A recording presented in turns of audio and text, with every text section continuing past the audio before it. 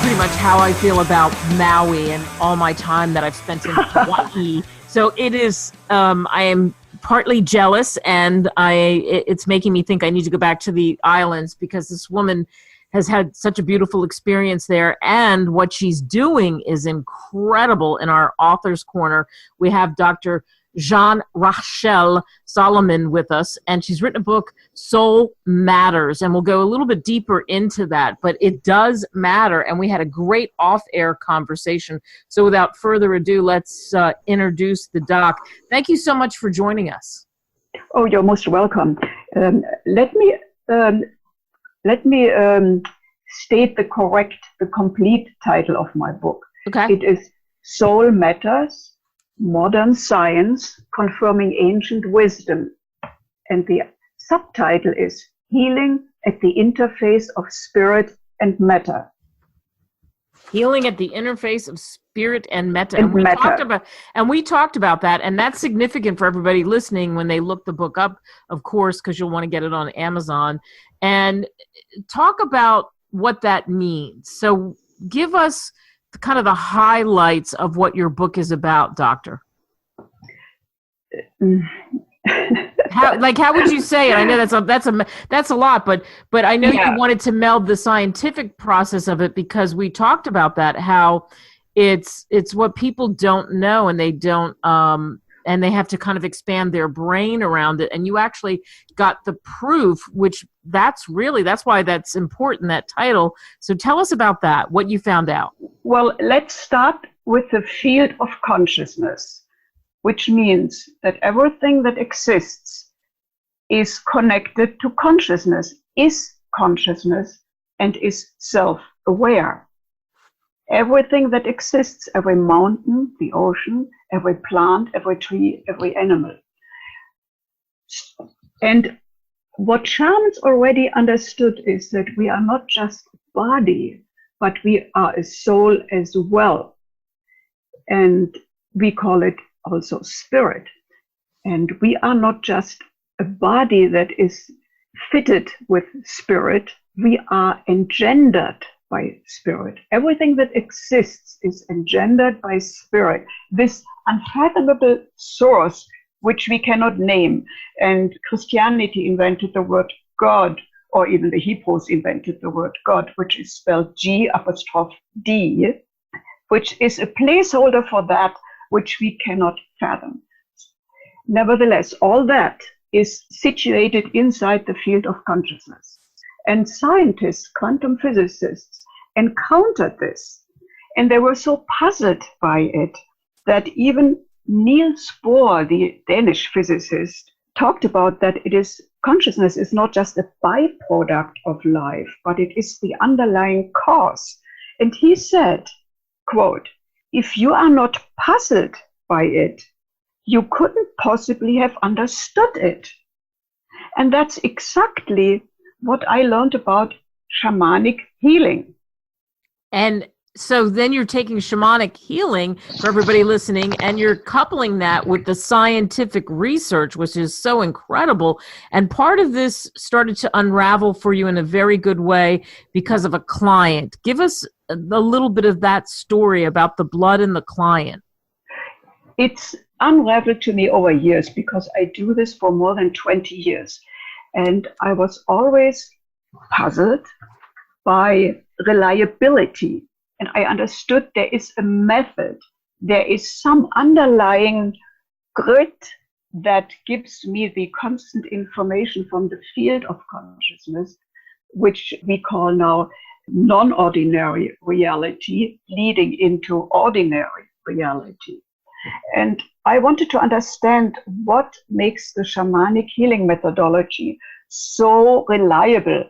What is really the cause? Because in the West, especially anthropologists, thought all this would be kind of,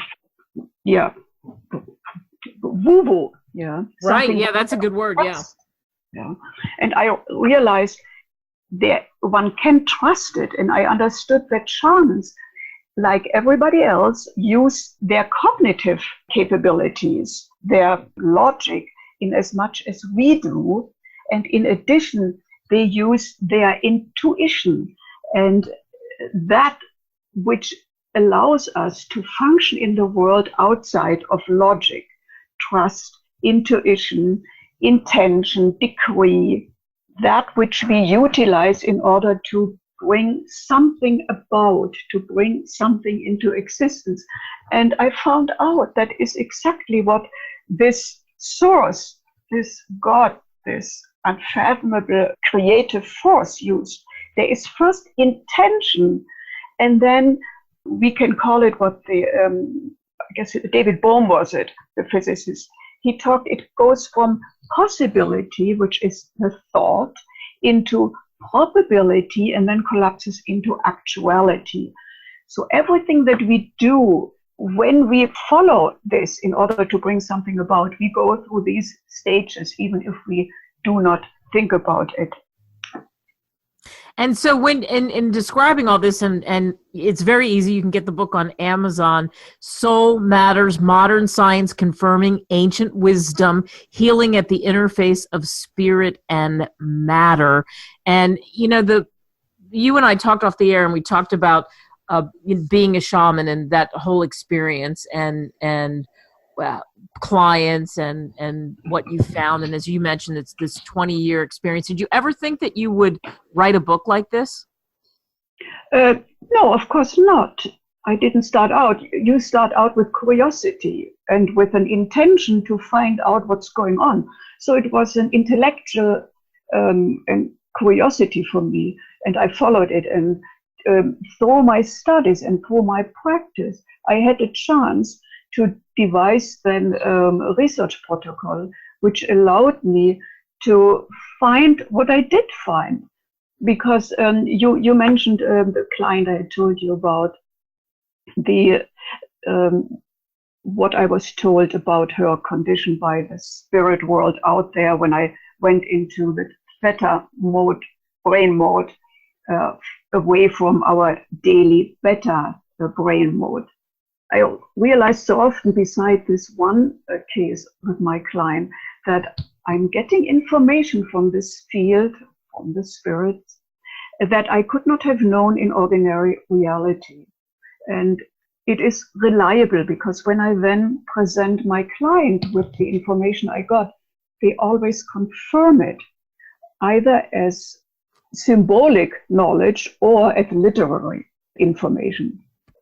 So I decided to create a protocol that would allow me to check if there is any credibility to what I assumed would be there. And I used the quantum EEG method, measuring the brain waves of both myself and my client during an actual soul retrieval. And we got remarkable results. A neuroscientist who did this brain mapping, he said, this now proves that shamanic healing is real. It's now a fact, and we have the proof in the diagrams. And then I designed a second research protocol via dark field microscopy, where during actual soul retrieval cases, a drop of my blood was put on a glass plate, and a drop of my client, taken prior to the session, was taken and put on a glass plate, and then observed under the microscope while I did the actual healing session. And we got amazing information. And what we also realized is that after the session, when we took again a drop of blood from both me and the client, both our bloods looked much healthier than they looked before. This shows, and I need to add that the blood of the client, in typical quantum physics fashion, being responsive to the witnessing observer, displayed in the physical live blood on the glass plate concerns of the blood from the body.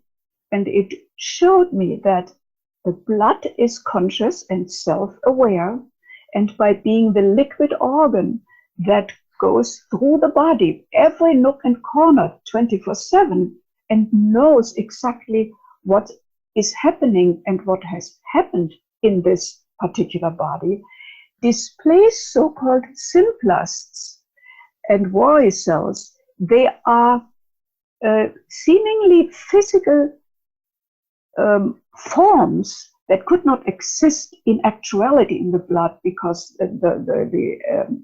the arteries would be bursting with these forms if they would exist in physicality. But they are there as a reminder to the observer, in this kind, the microscopist, who then shows me, tells me, and the client, what is still there in the body that needs to be addressed, because it still creates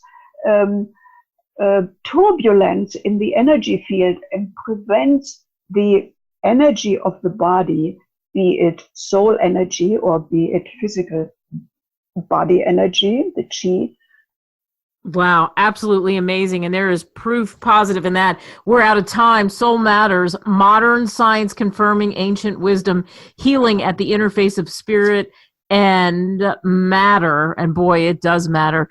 Doctor, thanks so much for joining us. There's so much I would have liked to tell you, but this needs to suffice for today. You know,